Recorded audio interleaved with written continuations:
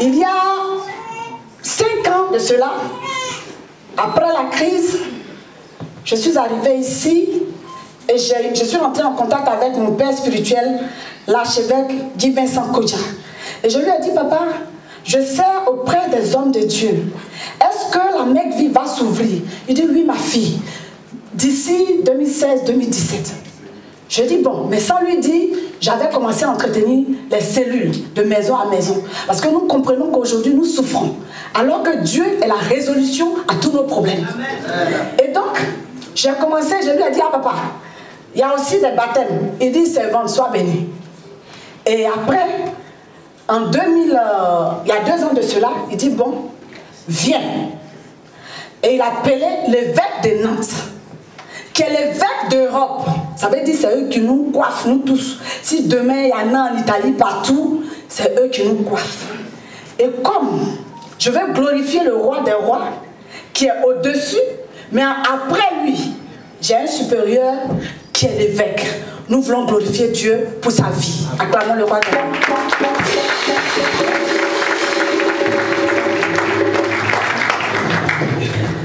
Et donc, après tout ce boulot, j'ai appelé ma famille. Eux, ils sont ma famille.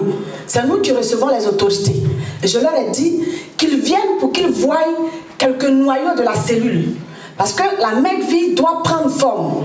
Et comme dans les maisons, ils ne se connaissent pas, il faut un lieu, un endroit. J'ai trouvé le lieu, j'ai trouvé l'endroit. Et j'ai été bénie par mes pères.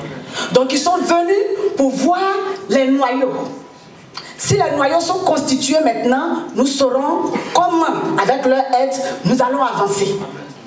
Et donc, comment est-ce que j'ai commencé? Bien avant ça, je vais introduire encore papa pour parler un peu de la Mecque-Vie. Le rôle de la Mecque-Vie. Amen. Amen. Qui est l'archevêque Kodja? Il est d'abord artiste. Donc, je n'ai pas volé. Amen. Amen. Notre Père lui-même, on a vu dans les années avec RAS et tout, aujourd'hui, il sert le roi des rois, le Dieu vivant, le Dieu réel. Mission évangélique, grâce de vie. Je ne mérite plus de vivre, j'ai été rejeté par la société, j'ai été abandonné, je ne suis plus en mesure de refaire surface. J'apporte donc cette vision et cette grâce m'est communiquée pour revivre. C'est ça la Mecque-Vie. C'est pourquoi vous verrez que cette communauté, en elle, elle reçoit des personnes décomposées, abandonnées, rejetées, des rebuts même de la société, mais à qui Dieu donne de pouvoir refaire surface. Amen.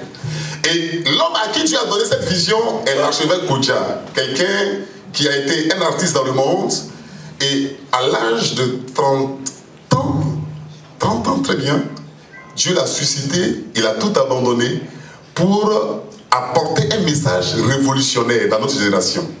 Et avec cet homme, nous avons découvert qu'on peut être chrétien, on peut être jeune, on peut être africain, je veux le préciser, et on peut pouvoir sortir de la misère avec l'évangile. Amen. Dieu lui a donné un message qui est venu décomplexer les Africains vis-à-vis même de l'Europe. Dieu lui a donné un message qui est venu amener chaque jeune à comprendre que ce n'est pas parce que je suis jeune que j'ai le droit de vivre dans l'iniquité. Je peux être jeune et vivre une vie de responsabilité avec l'évangile. Amen. Cet homme, Dieu lui a donné cette chose. Et cet homme, Dieu lui a donné également une grâce particulière qui fait que, à son contact, quelles que soient les origines misérables, financièrement, auxquelles tu étais attaché, ta vie est obligée de changer financièrement. Dieu lui a donné la chose. Vous savez, chaque église a son Dieu. Amen. C'est choquant. Mais parce que le Dieu de chaque église est la dimension que Dieu révèle à chaque communauté. Et Dieu lui a donné cela. Et cet homme, aujourd'hui, il veut voir cette église partout. Vous verrez que la Mecque-Vie n'est pas différente des autres églises. Sa particularité, c'est qu'elle élève des leaders. Des hommes à qui elle explique tout simplement que le pasteur n'est pas devant vous, le pasteur est derrière vous, et c'est dans vos choix que le pasteur vous canalise dans vos choix. Amen. C'est ça l'église des leaders, la mission évangélique grâce des vies.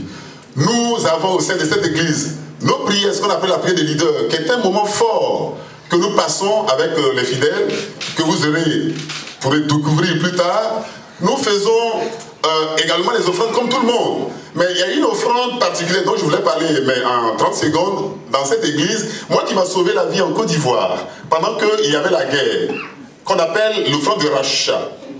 Cette offrande est tellement terrible, et pendant que l'archevêque l'expliquait à l'époque, avant que la guerre arrive en Côte d'Ivoire, je n'avais pas la dimension que j'ai eue après l'événement que j'ai subi. Quand les rebelles sont rentrés dans l'église, et qu'ils ont assassiné toute l'église, et que j'ai eu juste 2 secondes pour rentrer dans la salle des toilettes, quitter mon bureau, cacher tout le monde, et qu'ils ont récupéré tout le monde, coupé même le bras au gardien, et que je me suis mis dans les toilettes, ils ont cassé la porte de la toilette, ils ont regardé, j'étais là, et ils ont dit qu'on ne voit personne. Mais en fait, qu'est-ce qui s'est passé? J'ai dit au Seigneur, cette offrande de rachat que nous faisons tous les dimanches, où tu nous dis qu'on peut repousser la mort avec cette offrande de rachat. Si l'archevêque chrétien est vraiment de Dieu, si cette offrande de rachat est vraiment de toi, prouve-moi que cette offrande de rachat a une force. Dieu m'a fait disparaître. Ça veut dire que je suis pasteur, mais il y a des choses auxquelles je ne croyais pas. Parce qu'il y a des choses, quand tu n'as pas vécu, les gens peuvent les prêcher, mais tu ne crois pas. Dieu m'a fait disparaître par rapport à cette offrande de rachat. Donc c'est une offrande que nous faisons, qui nous donne également de pouvoir posséder et nous éloigner de la mort. La mort aujourd'hui à nos portes. Et dans cette église également, nous amenons les gens à connaître la parole de Dieu. Ce n'est pas une église de on tombe, on se relève, c'est une église de on connaît et puis on avance. Et c'est ce qui va se passer dans cette ville de Courneuve. Nous sommes à Courneuve.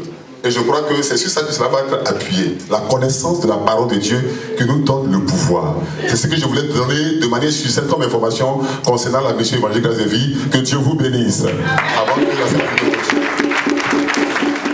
Éminence, archevêque Kodjaki Vincent, président fondateur de la mission évangélique Grâce de Vie Côte d'Ivoire. Évêque Babona Denis de la mission évangélique Grâce de Vie de Nantes. Évêque Europe. Évangéliste Peignet Evie de la mission évangélique Grâce de Vie de Paris. Honorables invités en vos rangs de qualité, distingués hommes de Dieu, Mesdames, Messieurs, Son Excellence Charles Providence Gomis,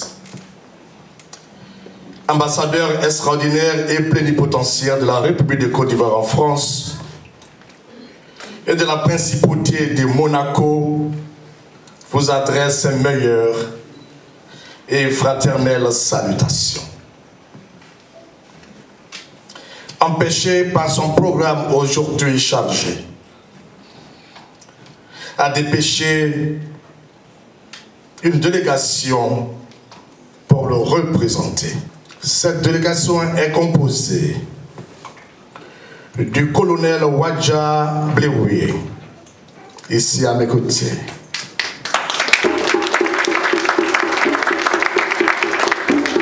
Assistant de l'attaché défense, le général Koné Adama. Du régisseur, M. Emmanuel Adouaka, votre serviteur.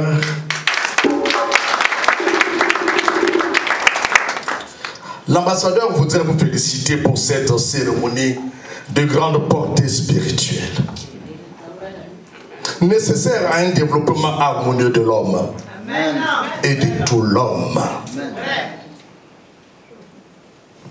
La parole de Dieu, parole de vie, doit rester et demeurer la lumière qui éclaire la vie de notre diaspora ici en France.